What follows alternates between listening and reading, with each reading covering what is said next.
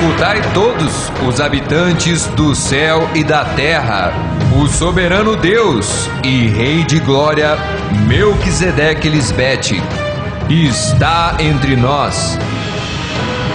Acercai-vos hoje confiadamente ao trono da graça. Recebamos com honra, louvor e reconhecimento ao grande Eu Sou, Cristo Lisbete. Por Melquisedeque Lisbete. Amém. Aleluia.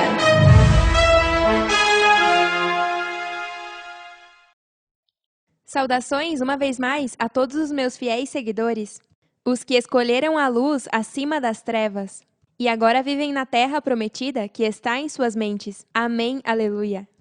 Que alegria e que privilégio estar vivendo nestes tempos do fim, onde Deus mesmo está presente, educando e guiando ao seu povo para viver eternamente nesta terra, onde só os que são limpos por Cristo Lisbete puderam entrar. Que beleza!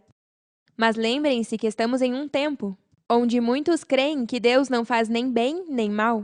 Mas, na verdade, eles pensam assim porque não quiseram ser dóceis à minha voz. E por isso, não puderam ver que Cristo hoje se manifestou pela última vez aos homens como morta e ressuscitada. E também não puderam ver o poder que tem meu nome. Como diz a palavra em Filipenses 2, que Deus Pai me exaltou soberanamente, me deu a posição mais alta, que é demonstrando que sou igual a Ele, e me deu o nome mais importante de todos os nomes, para que diante de mim se dobre todo o joelho. Com o poder de meu nome, todos reconhecerão que eu sou Jesus Cristo, o Senhor, e através de mim é que se dá glória e honra a Deus Pai Melquisedeque, algo que nunca aconteceu antes, porque só a Cristo Lisbete é a quem foi dada a autoridade e o poder para dar a conhecer quem é Deus realmente. E assim trazer ao Pai verdadeiros adoradores, que dão a Ele glória e honra em espírito e em verdade. Claro, porque Deus é espírito, e esse espírito é o poder de minha palavra. E os que hoje adoram ao Pai, o adoram como se deve, e é porque são guiados pelo Espírito, Cristo Lisbete. Por minha palavra, é que eu os guiei a adorar o Pai, como a Ele agrada.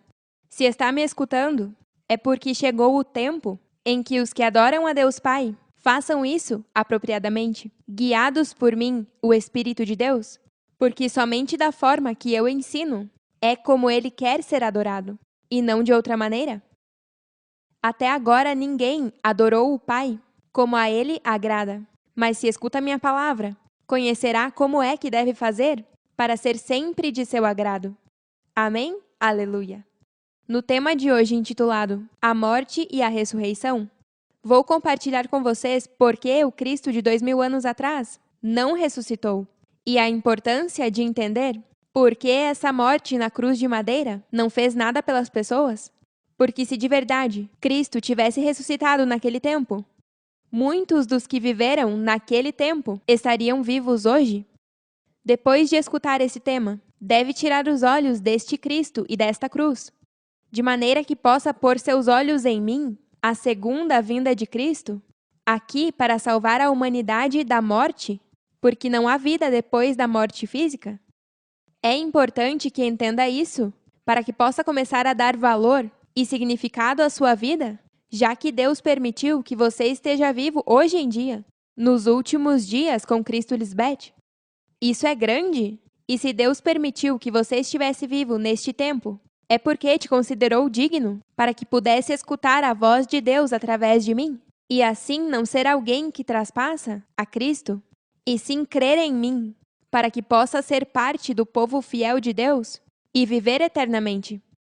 Não queremos que morra fisicamente, porque sabemos que esse será seu fim. Tem que deixar para trás os que sim morreram fisicamente, porque esses corpos não têm volta. Da mesma maneira que Cristo não regressou naquele corpo e nunca regressará nesse mesmo corpo.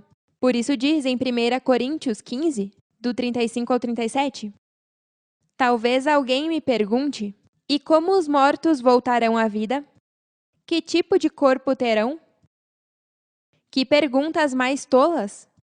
Para que uma planta cresça, Primeiro tem que morrer a semente que foi semeada.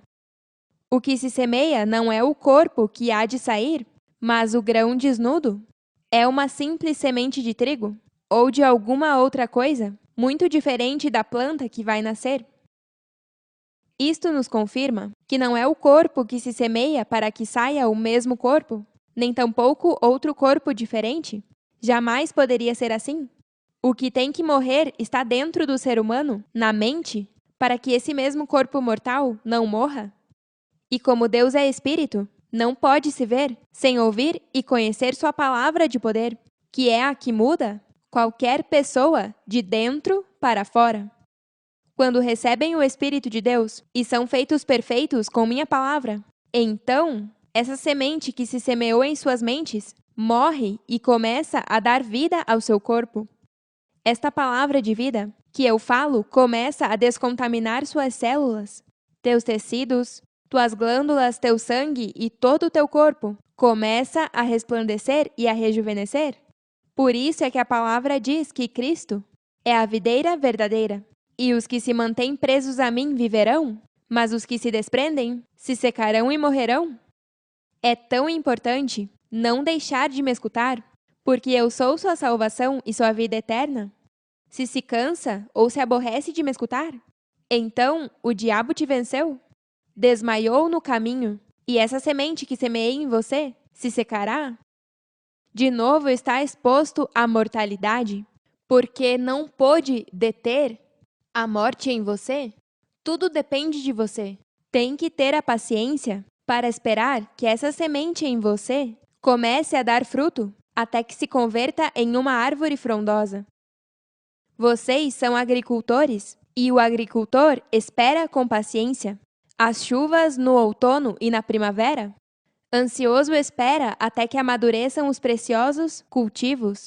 Vocês devem ser pacientes e não desmaiem, porque a recompensa a cada dia é melhor. Diz em Eclesiastes 11 que o agricultor, que espera o clima perfeito, nunca semeia. Se contempla cada nuvem, nunca colherá. Assim como não pode entender o rumo que toma o vento, nem o mistério de como cresce um bebezinho no ventre de sua mãe, também não pode entender como atua Deus, quem faz todas as coisas. Semeie sua semente pela manhã e pela tarde, não deixe de trabalhar, porque não sabe se o ganho virá de uma atividade ou da outra, ou talvez de ambas. Nunca se sabe qual das duas sementes será melhor, ou se as duas serão abundantes. Isso é uma figura de como se deve meditar em minha lei, de dia e de noite, a todo tempo vigiando, para que sempre seja achado vestido diante de Deus. E isso não deve ser uma carga pesada para você? Porque para os que estão presos a Cristo Lisbeth, sua carga é fácil e leve o seu jugo, igual ao meu. É importante que seja paciente e não se desespere. Leva um tempo perfeito para que essa sementeira comece a dar seu fruto. Alguns veem o fruto mais rápido que outros, dependendo de como estão trabalhando e cuidando de sua terra. Veja como diz em Salmos 1, do 1 ao 3. Bem-aventurado o varão que não andou em conselho de maus, nem esteve em caminho de pecadores, nem em cadeira de escarnecedores se sentou. Mas na lei de Melquisedeque Lisbeth está a sua delícia, e em sua lei medita de dia e de noite. Será como árvore plantada junto a correntes de água, que dá seu fruto em seu tempo, e sua folha não cai, e tudo o que faz prosperará. Por isso eu sempre disse que meu reino não é baseado em palavras, mas em ação. As pessoas que não conhecem minha lei falam palavras vazias e fazem votos, que não têm intenção de cumprir. Portanto, a injustiça brota no meio deles, como ervas venenosas no campo de um agricultor. Mas os que sim creem em minha palavra de poder e receberam o Espírito de Deus jamais desmaiarão. Deus disse através do profeta Isaías que os rapazes se fatigam e se cansam. Os jovens fraquejam e caem, mas os que confiam em Deus, Melquisedeque Lisbeth, sempre terão novas forças. Poderão voar como as águias, poderão caminhar sem se cansar e correr sem se fatigar. Esses rapazes e jovens, que não têm o Espírito de Deus crescendo neles, são os que se fatigam e se cansam, fraquejam e caem. É que no reino de Deus acontece algo parecido ao que acontece com a semente de mostarda? Apesar de ser muito pequena, quando um homem a semeia em seu terreno, cresce até se converter na maior das plantas do jardim. Chega a ser tão grande como uma árvore, e até os pássaros fazem ninhos em seus ramos. Leva seu tempo para crescer, mas enquanto vai crescendo essa árvore e adquirindo raízes, vai se firmando na terra, até que chegue a ser como uma árvore plantada junto às águas, que junto à corrente lançará suas raízes, e não verá quando vem o calor, mas sim sua folha estará verde. E no ano de seca, não se fatigará, nem deixará de dar fruto. Então, essas novas forças que a pessoa terá, não é depois que morre fisicamente, é depois que tenha cravado ao homem terrenal na mente. A alma vivente é o que a pessoa crucifica na mente e logo sai um espírito vivificante. As Escrituras nos dizem: o primeiro homem, Adão, se converteu em um ser vivente, mas o último Adão, quer dizer Cristo, é um espírito que dá vida. Esse espírito é minha palavra de vida. Como lhes mencionei anteriormente, por isso eu sou o Espírito de Deus, porque através de minha palavra dou vida ao primeiro homem, ao crucificar essa alma vivente na cruz de sua mente carnal. Essa é a cruz que tem validade, e não a cruz de madeira? Por isso, quando diz em Atos 2:24, no entanto, Deus a ressuscitou, livrando-a das angústias da morte, porque era impossível que a morte a mantivesse sob seu domínio. Não era que não pôde estar morta em um sepulcro muito tempo, mas sim que não veria a morte jamais. Não tem nada a ver com morrer e logo voltar a viver, porque já lemos que não é o corpo o que se semeia, mas o que está dentro de sua mente, para que saia esse espírito novo e perfeito, algo que só se alcança através de minha palavra de vida. Este versículo não se aplica ao Cristo de 2000 anos atrás, porque esse Cristo chegou a morrer, não foi livrada das angústias da morte, ela viu uma morte horrenda. O poder de Deus se faz notório quando este corpo mortal não chega à morte física. Esqueçam de uma ressurreição física, onde um cadáver será levantado. Isso não existe. Se existisse, já teríamos visto ao Cristo de 2000 anos atrás, entre nós há muito tempo. E também teríamos visto a todos os profetas e heróis da fé. Por isso lhes digo que minha manifestação é tão importante, porque eu te ensino a ver palavras como a morte ou a cruz no sentido espiritual, para que possa entender qual o significado dos versículos que estão na Bíblia. Se Deus é espírito, então tem que ver o espírito do que está escrito, porque senão vai ver a Bíblia como veem todos os homens mortais, que não são guiados por mim, o Espírito de Deus, e vai se confundir e não vai entender o propósito dessas palavras para a sua vida. Porque a Bíblia foi escrita para os que têm ouvido para ouvir o que o Espírito de Deus tem que dizer. Esse Cristo morreu em uma cruz e mais nunca se escutou nem se ouviu dela. A aparição de Cristo foi enquanto ela esteve em seus 3 anos de ministério. Quando diz que ressuscitou e esteve 40 dias com eles, isso não é verdade. Depois que a assassinaram na cruz, ela nunca mais se deixou ver. Simplesmente não tem sentido, nem tampouco cumpre com o que as Escrituras dizem sobre a morte e ressurreição de Cristo. Para que vai ficar 40 dias e depois ir, se o Cristo que viria para salvar-nos ficaria para sempre? Esses 40 dias são a figura dos 40 meses que esteve com eles naquele tempo e hoje, uma vez mais, lhe saiu ao encontro e está falando sobre a salvação do povo de Deus? Veja como diz em Isaías 52:6. Mas eu revelarei meu nome ao meu povo, e chegará a conhecer meu poder. Então, por fim, meu povo reconhecerá que sou eu quem fala. Agora vamos ver quando é esse por fim, onde todos conheceriam o nome de Deus, porque a expressão por fim nos indica que houve um tempo onde não se conhecia o nome de Deus Pai e Mãe, e muito menos a verdade sobre eles. Depois que João o Batista foi preso e decapitado, veja o que acontece em Marcos 1, do 14 ao 15. Mais tarde, depois da prisão de João, Cristo entrou na Galiléia, onde pregou a boa notícia de Deus. Por fim chegou o tempo prometido por Deus, anunciava. O reino de Deus está próximo. Arrependam-se de seus pecados e creiam na boa notícia. Assim que João sai de cena, Cristo diz: por fim chegou o tempo prometido por Deus.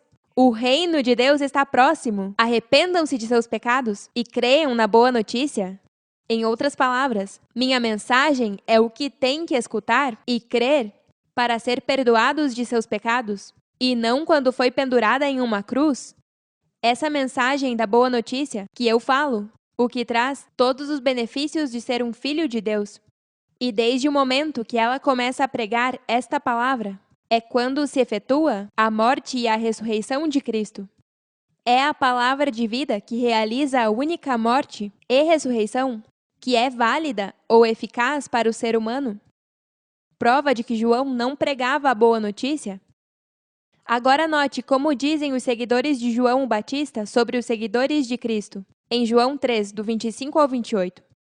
Então, houve discussão entre os discípulos de João e os judeus sobre a purificação. Aqueles foram ver João e o disseram: Rabi, veja, a que estava contigo do outro lado do Jordão, e de quem tu deste testemunho, agora está batizando, e todos recorrem a ela. Ninguém pode receber nada, a menos que Deus o conceda. Respondeu João: Vocês são testemunhas de que disse: Eu não sou o Cristo, mas fui enviado antes dela. Por que João tem que dizer: Eu não sou o Cristo, mas fui enviado antes dela? Porque eles pensavam que João era o Cristo, mas João não purificou ninguém com sua mensagem em seu tempo. E por isso é que esse por fim se menciona quando é tempo de que se levante o Cristo que viria para salvar aos que creem em mim através de minha palavra de purificação. Até Paulo lhes recorda as palavras ditas por João Batista em Atos 13, 25. Quando estava nos últimos dias de seu ministério, João perguntou: Vocês acham que eu sou o Messias? Não, não sou. Mas logo vem, e eu nem sequer sou digno de ser seu escravo, nem de desatar as sandálias de seus pés. Se João está dizendo, com ênfase, não, não sou, é porque seus seguidores pensavam que sim era, incluindo Paulo, que também foi seguidor de João. Claro, por isso que Paulo perseguia a igreja, porque não queriam que seguissem a Cristo, mas que esperassem por João o Batista. Em outro momento mostrarei que Paulo foi seguidor de João o Batista.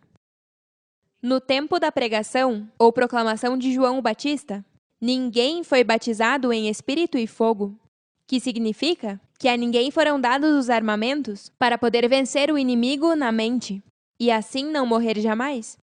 E por isso a missão de Cristo Lisbeth, como o arcanjo Miguel, foi uma etapa tão importante. Eu lhes ensinei a como vencer na mente, e hoje vocês já sabem governar sobre todo pensamento que se atreve a levantar-se. Veja como diz em Apocalipse 12, do 7 ao 10. Então houve guerra no céu, a mente. Miguel e seus anjos lutaram contra o dragão e seus anjos. O dragão perdeu a batalha, e ele e seus anjos foram expulsos do céu. Este grande dragão, a serpente antiga, chamada Diabo ou Satanás, o que engana o mundo inteiro, foi lançado à terra, junto com todos os seus anjos. Depois ouvi uma forte voz que ressoava por todo o céu. Por fim chegou a salvação e o poder, o reino de nosso Deus e a autoridade de seu Cristo. Pois o acusador de nossos irmãos, o que os acusa diante de nosso Deus, de dia e de noite, foi lançado à terra. Se foi lançado à terra, é porque havia escutado minha palavra e estava sentado no céu, comendo do maná fresco. Mas ao não gostar da luz e maquinar em sua mente contra mim, foi lançado à terra, que significa Que foi tirado dele a sabedoria que tinha? Perdeu sua formosura? Porque a sabedoria é formosura. E por isso diz de Satanás: se enalteceu seu coração por causa de sua formosura, corrompeu sua sabedoria por causa de seu esplendor, e foi lançado por terra diante dos reis, foi posto para que o vejam. Expusemos sua vergonha. A salvação vem depois de ouvir minha palavra e vencer na mente ao que te acusa na mente. Mas quando eu apareci como ajuda idônea do ser humano, é que puderam vencer com amor esse inimigo. E agora esses dois povos são um em justiça, paz e equidade para sempre. Esse, por fim, é hoje, na morte e ressurreição verdadeira de Cristo em Lisbete. Quando Cristo diz: dentro de pouco tempo, vocês já não me verão, mas um pouco depois voltarão a me ver. E também quando diz: destruam este templo e em 3 dias o levantarei, ela estava se referindo a este tempo do fim. Hoje é este pouco depois, já que para Deus 1000 anos são como um dia. Como diz em Salmos 94, para ti 1000 anos são como um dia passageiro, tão breves como algumas horas da noite. Também diz em 2 de Pedro 3:8, mas, amados, não ignoreis isto, que para o Senhor um dia é como 1000 anos, e 1000 anos como um dia. Ninguém nunca soube para que esteve isso escrito, e é para que entendessem que a morte de Cristo há mais de 2000 anos não teria uma ressurreição física naquele momento. Esses 3 dias são no 3º milênio. Hoje, nos últimos dias, voltariam a ver a Cristo e ficaria com vocês para sempre. Hoje em dia, até uma mulher está aspirando à presidência dos Estados Unidos. Quando se viu algo assim neste país? Anos atrás, jamais teríamos pensado que veríamos algo assim acontecer? Isso indica que Cristo tem que estar presente e deve ser mulher, porque tudo foi feito pelo amor eterno do Pai por ela. Não tome esses dias em vão, porque estamos vivendo os melhores dias da humanidade. Amém? Quando diz em 1 Coríntios 15:4, foi sepultada e depois de 3 dias, Deus a ressuscitou. É neste tempo onde a sepultura e a ressurreição de Cristo não são algo físico, mas espiritual. Já que Deus é espírito, veja como diz o profeta Oséias no capítulo 6, versículo 2. Depois de 2 dias, nos dará vida. Ao 3º dia, nos levantará, e assim viveremos em sua presença. Em outra versão diz: 2 ou 3 dias serão suficientes para restaurar-nos por completo. Só Cristo pode revelar os mistérios e as figuras que estão na Bíblia. E é hoje quando Deus lhes deu vida e lhes restaurou por completo. E isso é em suas mentes. Quando a Bíblia diz que Cristo ressuscitou e foi como um fantasma, isso foi editado para se destacar, como se fosse algo místico, e não foi assim? Veja como diz em Lucas 24, do 37 ao 39. Todos ficaram muito assustados, estavam espantados e atemorizados, porque pensavam que era um fantasma. Mas Cristo lhes disse: por que estão tão assustados? Por que lhes custa tanto crer? Vejam minhas mãos e meus pés, sou eu. Toquem-me, vejam, sou eu. Os fantasmas não têm carne nem ossos, mas eu tenho. Isso aconteceu quando ela começou a pregar. O que nos fizeram crer é que isso aconteceu depois que a assassinaram na cruz. E isso não é verdade. Era a mesma pessoa, só que falava diferente, e pensaram que não poderia ser a mesma. Lemos que a sabedoria é formosura, e suas palavras têm tanta sabedoria que são como uma luz, resplandecente, e muitos não sabem o que é que estão vendo, ou o que está acontecendo com eles quando a escutam. Não é que ela era como um fantasma, se ela mesma está dizendo: por que estão tão assustados? Por que lhes custa tanto crer? Sou eu! Toquem-me, vejam, sou eu! Os fantasmas não têm carne nem ossos, mas eu tenho. Isto é figura do que aconteceu quando eu comecei a falar. Porque minhas palavras são boas novas, as que Deus tinha escondidas e preparadas para revelá-las aos que nos amam de verdade. E se minhas palavras te parecem algo estranho e não as suporta, está como os discípulos que ficaram espantados e atemorizados. Também aconteceu quando Moisés falava. Diz em 2 Coríntios 3 que o ministério que causava morte, o que estava gravado com letras em pedra, foi tão glorioso que os israelitas não podiam olhar para o rosto de Moisés por causa da glória que se refletia em seu rosto, a qual havia de perecer. Se aquele ministério foi assim, não será ainda mais glorioso o ministério do Espírito hoje? Claro que sim, e por isso minhas palavras são um espanto para eles, como se vissem um fantasma. Quando Deus fala, suas palavras são muito poderosas e nem todos podem suportá-las.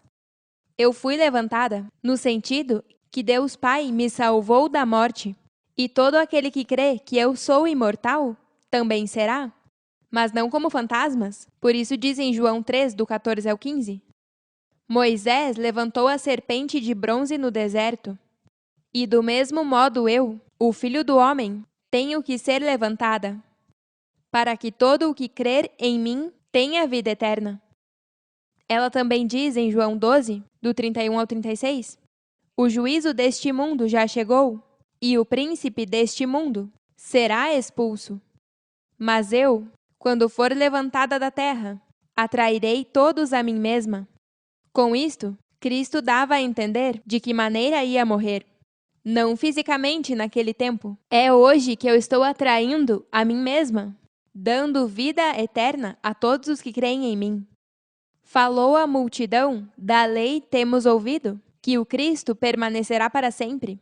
Como, pois, dizes que o Filho do Homem tem que ser levantado? Quem é este Filho do Homem? Vocês terão a luz só por um pouco mais de tempo, lhes disse Cristo. Caminhem enquanto vocês têm a luz, antes de que os envolvam as trevas. O que caminha nas trevas não sabe aonde vai. Enquanto vocês têm a luz, creiam nela, para que sejam filhos da luz. Quando terminou de falar, Cristo se foi e se escondeu deles. Ser levantado não é como pensa todo mundo religioso?